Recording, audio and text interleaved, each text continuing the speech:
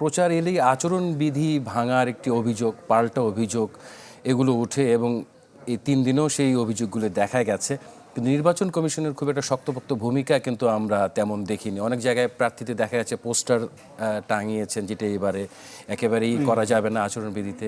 অনেকে মাইক ব্যবহার করছেন, এছাড়াও আরও ছোটোখাটো নানান রকম আচরণবিধি ভাঙার অভিযোগ পাওয়া যাচ্ছে। তো নির্বাচন কমিশনের ভূমিকাটা আসলে কেন গুরুত্বপূর্ণ এবং অন্যান্য নির্বাচনে যেমন ভূমিকা ছিল তার চেয়ে এবারটা আসলে কেন তাদেরকে স্পেশালি নজর দেওয়া দরকার বলে মনে খুব জরুরি ছিল যে একটি স্বকীয় চরিত্র তৈরি করা নির্বাচন কমিশনের। তারা ব্যর্থ হয়েছেন এবং আমাদেরকে আরেকবার হতাশ করেছেন। আপনি যদি শুরু থেকে এই নির্বাচনের প্রক্রিয়ার দিকে তাকান, দেখুন আমরা বারবার বলে থাকি নির্বাচনের 3 মাস সময় কিন্তু প্রশাসন তার হাতে, পুলিশ কার্যত তাদের হাতে, কিন্তু আপনি কি কোনো এক্সারসাইজ দেখেছেন? আমি দেখিনি। আমরা যদি শুরু থেকেই দেখি যে এই যে বৈধতা পাওয়া মনোনয়নের, এবং একজন প্রার্থী যদি বগুড়ার একটা আসনে বাতিল হয়ে যায় তার মনোনয়ন, আবার ঢাকার একটি আসনে টিকে যায়, আইন তো সমান, আসনভেদে কি করে পরিবর্তন হলো? তার মানে লোকাল ইনফ্লুয়েন্স ওখানে কাজ করেছে, এখানেও কাজ করেছে। নির্বাচন কমিশনের জন্য পয়েন্ট কমতে শুরু করলো। এই প্রথম তারা পোস্টাল ব্যালটে ভোট করেছেন এবং যেটি আমাদের কাছে অত্যন্ত সাধুবাদ পেয়েছেন। আমরা বলেছি যে বিদেশে কর্মরত কিংবা দেশে যারা নির্বাচনে ডিউটি করবেন তারা ভোট দেবেন। তো ব্যালটের যেই প্রতীকের যে বিন্যাস, এটি বিতর্কের ঊর্ধ্বে রাখলে তাদের জন্য ভালো হতো। এবং আরও একটা জিনিস হচ্ছে, কোনো রকমের ইশতেহার না জেনেই প্রবাসীরা ভোট দিচ্ছেন।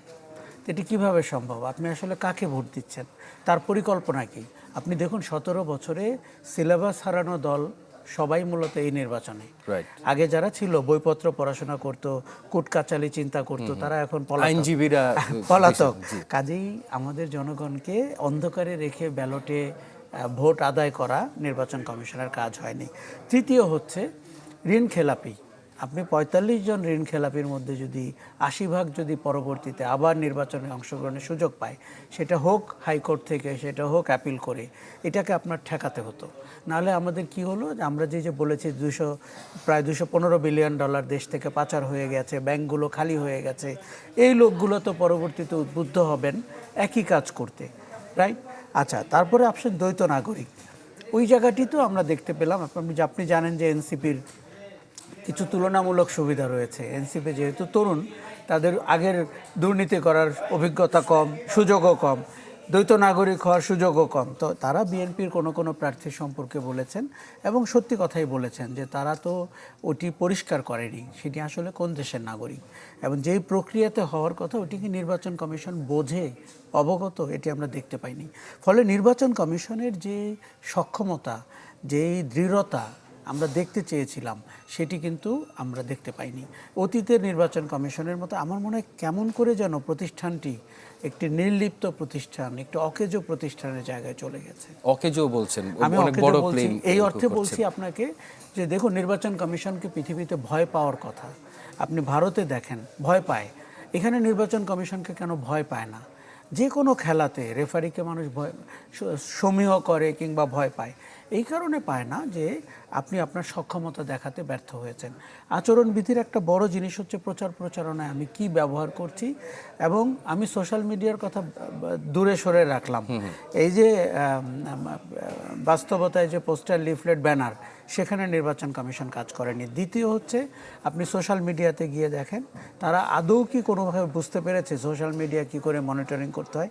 তৃতীয় হচ্ছে এআই, যেটি এই নির্বাচন কমিশনের জন্য একটি নতুন পরীক্ষা। এআইতে আমি এমন সব প্রোপাগান্ডা দেখতে পাচ্ছি, এমনকি হাঁ ভোট না ভোট নিয়ে। আপনি জানেন এবারে জাতীয় সংসদের সাথে একটি গণভোট যুক্ত আছে। কাজে এই জায়গাটিতে যে প্রোপাগান্ডা হচ্ছে সেটি নির্বাচন কমিশন স্টেপ ইন করতে পারেনি, তার মতামত দিতে পারেনি। আপনি যদি একজন সাধারণ নাগরিকের পয়েন্ট অফ ভিউ থেকে দেখেন, আমি তাকে ভীষণ অসহায় দেখছি রাজনীতিবিদদের দ্বারা, অন্তর্বর্তী সরকার দ্বারা এবং নির্বাচন কমিশন কর্তৃক। এক্ষেত্রে কি সরকারের বাড়তি হস্তক্ষেপ, সরকারকে কি একটু বুঝে চলতে হচ্ছে কিনা নির্বাচন কমিশনকে? এরকম অনেকে অভিযোগ করেন যে নির্বাচন কমিশন অনেকটাই সরকারের কাছে বাধা, কিংবা এটি আমরা অতীতে সবসময় শুনেছি। এই নির্বাচন কমিশনও যদি একই কথা বলে তাহলে দুর্ভাগ্যের আমাদের কোনো শেষ নাই। কেননা এই সরকারের কোনো রাজনৈতিক এজেন্ডা দৃশ্যত থাকার কথা না। গোপনে কারো থাকলে যেরকম অভিযোগ করেছেন একজন উপদেষ্টা নিজেই, যে আমাদের ভেতরে আন্তরিকতার অভাব রয়েছে একটি সুষ্ঠু গ্রহণযোগ্য নির্বাচন করার, গুরুতর অভিযোগ কিন্তু। কেননা অন্তর্বর্তী সরকার বা অস্থায়ী সরকারের ভেতরে যদি কেউ চায় যে নির্বাচনটিকে পিছিয়ে দিতে কিংবা গুণগত মানে প্রশ্নবোধক করতে কিংবা কোনো খেলোয়াড়ের পক্ষে গোল দিতে সাহায্য করতে, তিনটাই গুরুতর অপরাধ। সেই একজন উপদেষ্টা এই কথা বলেছেন। আমার খারাপ লেগেছে যে এটি নিয়ে কথা হয়নি, যেহেতু এখন অনেক কিছু বাজারে। এখন নির্বাচন কমিশন রাজনৈতিক সরকারের ব্যাপারে এই অভিযোগগুলো করে পার পেয়ে গেছেন। আমি কিন্তু তখনও বলতাম যে তাদের নিজস্ব মেরুদণ্ডের ঘাটতি রয়েছে। তারা দেখুন, আমাদের সমাজে সবচেয়ে সহজ অন্যের উপরে দোষ দেওয়া, বলা ওনার জন্য আমি কাজ করতে পারলাম না, এটি ট্রু না।